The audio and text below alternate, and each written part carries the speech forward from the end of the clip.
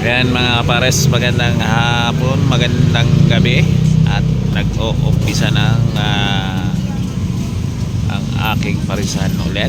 At parang madilim pero maraming tao. Ayan, thank you. Ito ang aking menu for Pares ni Kuya Top. Ayan, Pares ni Kuya Top.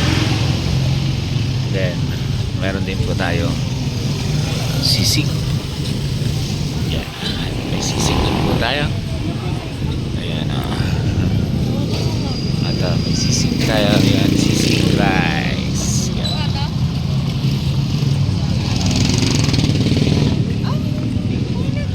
Ayan, at maraming tao. Maraming nakain mga kapares.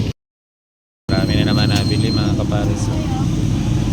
Tapos ito mga nakain, ang dami na ulit. Yan o. At dire-diretso lang, nasandok. Yan mga kapares, at marami na namang nakain. Ayan, at tayo na namang nadagdagdagan. At itong kabila ay sisig, may sisig na rin kami. Nilabanan na namin sila ng sisig mga kapares. At ayan, nagsisisig na rin ako, kaya lamang paputol-putol kasi laging masakit ang aking tiyan. So, kailangan ko mag-maintenance ng omeprazole sapagkat lagi sumasakit ang aking tiyan. Kaya mahirap talaga ang may sakit. Hindi ko na alam kung ano sakit ko mga kapares.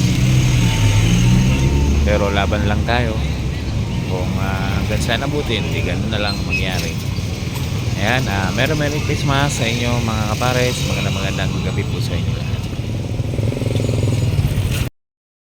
Daming tao mga kapares. Kukuha tayo ng ayuda dito sa barangay namin. May bigas daw na pinamimigay. May coupon tayo. Kukuha tayo. Sayang naman mga kapares. Ang daming tao.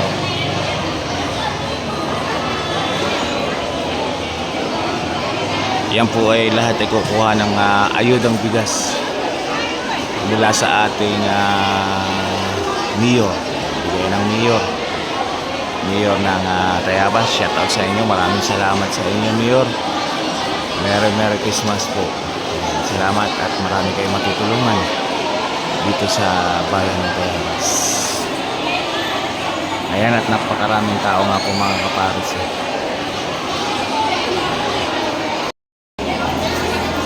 Daming tao.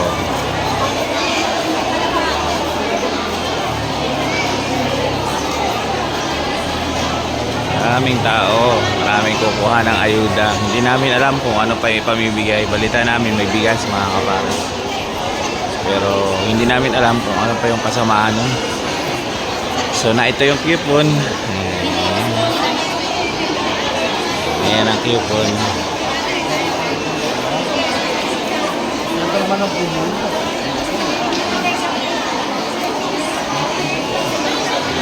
Coupon tayo para talagang legit na kasama tayo sa kukuha. Tayo dito residente ng Tayabas, ng barangay. Good morning mga kapares. Ayan, at tayo ay nakapila para sa ating ayuda galing sa ating sa aming mayor dito sa bayan ng Tayabas.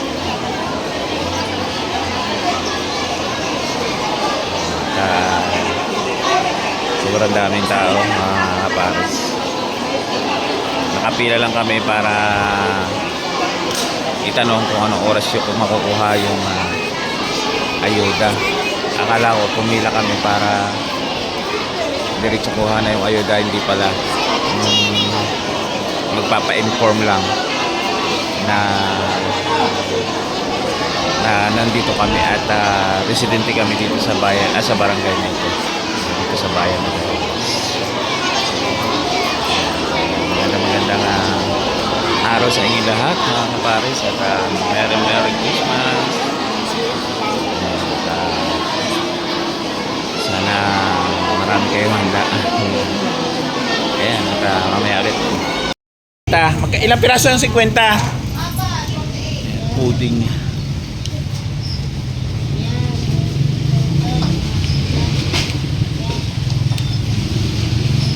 Sarap.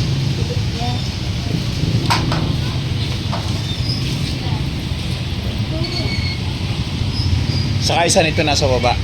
Magkano ba ito nasa baba? Yan. Saka yan. Ang daming tao. Lahat po yan ay kukuha ng ayuda mga kapare.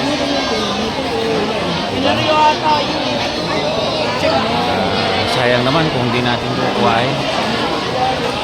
Huwag natin palampasin yung ganitong pagkakataong bigay ng gobyerno o bigay ng mayor. Ayan, paperma po tayo mga kapare. Ayan, yan ang paperma natin. Daming tao mga kapares.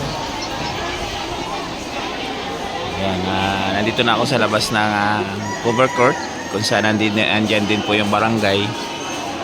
So dito manggagaling yung mga ayuda. So mamaya pa naman.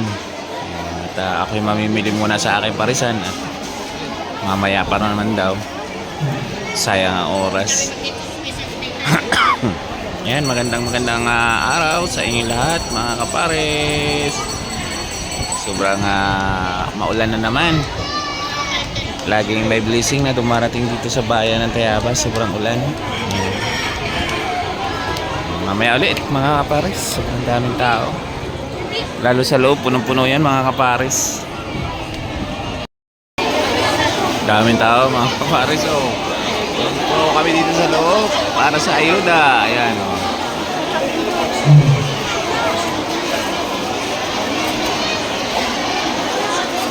Maraming ayuda kaya ano, kasi papasko. Papaskong ayuda. Daming tao. Yan po yung barangay po mga kapare.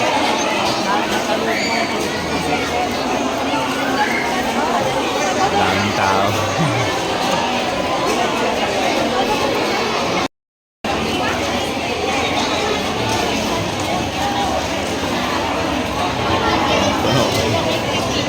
Para sa ayuda.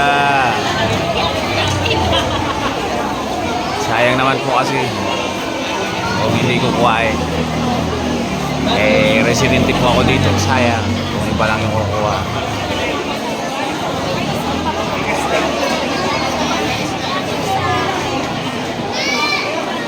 Ang daming tao mga pares. Ito dumating yung mayor. Ang mayor ng mayor ng Tayabas. Ito nandito na ang aming mayor. Ayan. Yung nakaputi. Yan si mayor. Yan si mayor. Yung nakaputi yan. Yung nagkaway. Mayor. At ipamimigay na nga yung ayuda mula sa kanya. Ito ang ating mayor. Salita na.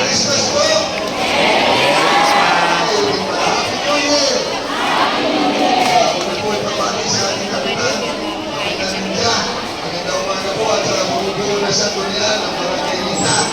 Sa ating SK, nakita ko po sa SK. Wala na naman sa SK. Sa SK, nakita ko, ano namin. So, nakama na po at alam ko po. Kaya po kami narin po kayo. Kung nakaraan po kasi buwan, mayroon ko yung tanong. At alaman ko po, na ang ating pong pamalang lungsod ay nagbibigay ng Pasko sa lahat po ng trabaho. Sa LGU, yung pong mga zero, yung pong mga kung sino po nagkatrabaho doon. Kaya po ay nag-set.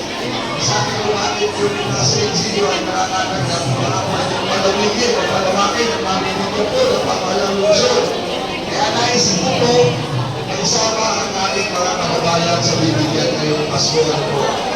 At po yung pinili sa sabihin ng Panglusod. Ayan, ganito na lang mga kapare. Salamat.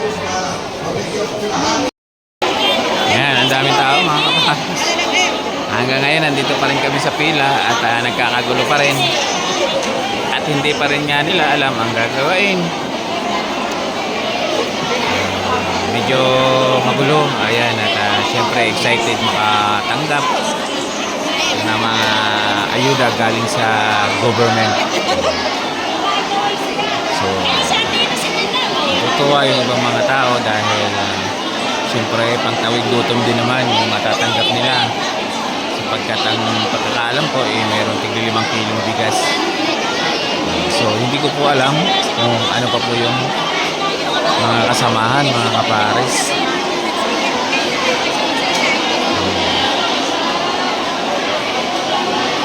At syempre, kung sa lahat, kung marami kang anak, syempre nga naman, sayang din pangtawid gutom. Tigli 5 kilong bigas nga po, ang problema nga lamang ay napakaraming tao na gustong kumuha ng bigas. Yan, kung kayo ay bilang isang OFW, tingnan ninyo ang mga buhay dito sa Pilipinas. Dahil sa 5 kilong bigas, nakikipagsiksikan sila dahil sa hirap ng buhay dito sa Pilipinas.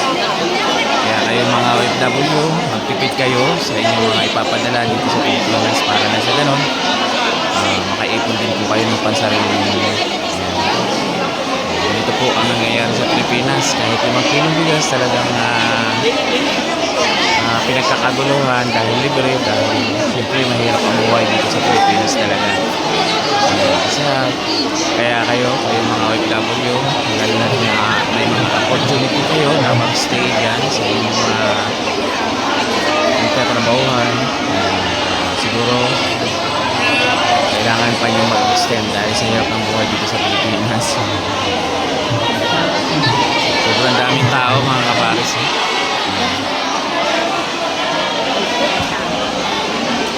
Dahil lang po yan sa 5 kilong bigas. Kaya sila nagkaganyan. Siyempre libre at gusto makatanggap. Ayan mga kapares, yan ang natanggap ko sa barangay at kung bakit napakarami ng tao sa barangay dahil lang po yan sa 5 kilong bigas. Yan, ganito kahirap ang buhay dito sa Pilipinas mga kapares. Talagang pinag-aagawan kahit na 5 kilong bigas para lang pantawid gutom para sa kanilang mga pamilya. Ayan, ganyan po ang naranasan ng Pilipinas. Kahit maliit na halaga, sabihin na nating maliit na halaga dahil iba na naman ang value ngayon ng pera. Ayan po, yung halagang 5 kilong bigas talagang pinag-aagawan po nila. Yan, ganito na po ang kahirap ang Pilipinas. Yan, kaya kayo, kung kayo ay taga rito sa Pilipinas at kung kayo ay isang OFW, yan, kailangan yung magtipid dahil ganito ang buhay sa Pilipinas at napakahirap na. Ayan, at hanggang dito na lamang po. Maraming salamat. Yan.